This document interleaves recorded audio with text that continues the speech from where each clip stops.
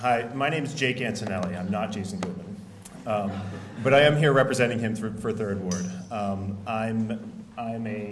a Philadelphia native, and I was born here, grew up here, and ended up becoming the shop manager and facilities director at Third Ward. And what excited me mostly about Third Ward was that it was going to be sort of presenting this project to Philadelphia and sort of expanding and offering this kind of thing here. Has anyone here heard of Third Ward? So some of you know of it. Okay.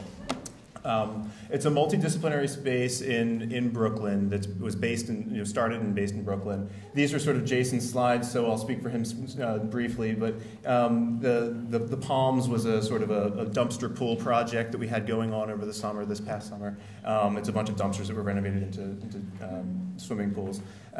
Basically, Brooklyn is where we started. We have about a 45,000 square foot space there, and it's multidisciplinary. It deals with woodworking, metalworking, jewelry smithing, photography, hacker maker, and then we have lots of education around all of that stuff.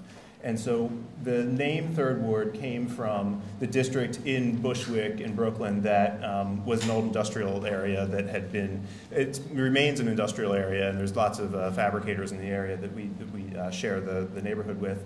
And so we sort of adopted the name out of the sort of renaissance of craft that's becoming prevalent in Brooklyn. We believe that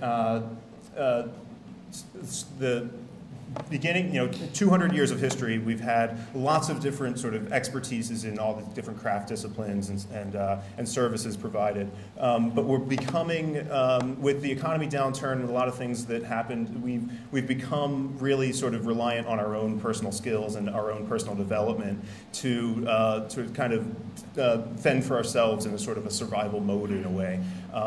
So what we're really doing is we're providing a space for people who, for example, we've had architects who have kind of dropped out of their field and come to Third Ward to begin to learn all of the sort of back knowledge that has to do with the construction trades. And they're now running their own firms, and it was a chance for them to kind of like get up on their feet as a freelancer and step away from the regular grind of the firm. And one thing that we're dealing with now is a lot of sort of local economy, local services that people expect that, around craft. We've got, I'm sorry, I'll keep up with the slides here. We have this sort of a template. There's a lot of things that happen. We have, working is a big component of being a part of a member and a student and a teacher in this cycle.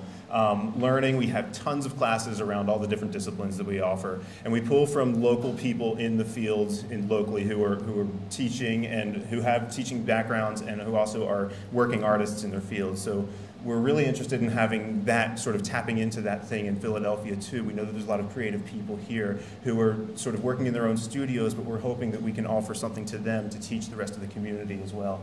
And then market, we're doing this sort of consignment thing so that the people who are working in our space, we're working with them to kind of promote their products and sort of incentivize them to be selling things on their own and kind of create the sort of spirit of running their own business. And of course, play. Now, like we've sort of, it's kind of in our DNA that we've always been a sort of event space and a fun place and a networking opportunity for lots of people to come together and sort of discuss different disciplines and topics.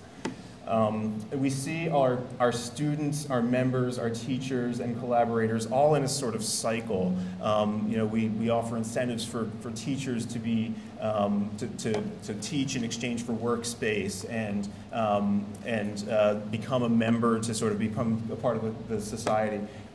We threw this in there because like 6 years ago when we started the business, Jason took out this lease on a big building. He saw the potential for something to happen, but he wasn't quite prepared, and he was like, what are we going to do? We threw parties. We did whatever we needed to sort of make the rent. And it kind of has sort of informed the rest of like the sort of creative and fun, playful spirit of the place. Now we are moving towards kind of what the market demands and what the people are asking for, and high tech is something that we're really going to be gravitating towards, and digital fabrication around, and combined with the handmade aesthetic, we really are disciplines. we really believe that you know, building from scratch is really the best way to learn to make anything, and moving towards digital fabrication is a great way of sort of promoting a product of your own. You know, we've seen the change in the sort of producer to consumer, or producer is the consumer. It's like this is something that has always been the sort of traditional path for mass production, and we're now seeing changes in things like personalization in mass production, and Nike is a perfect example of that. And we would really like to be able to provide some space for people to be able to have some kind of a tangible outlet to what they're going to be what they're producing on their own, and you know, sort of using traditional trades to kind of bring a product to a local market,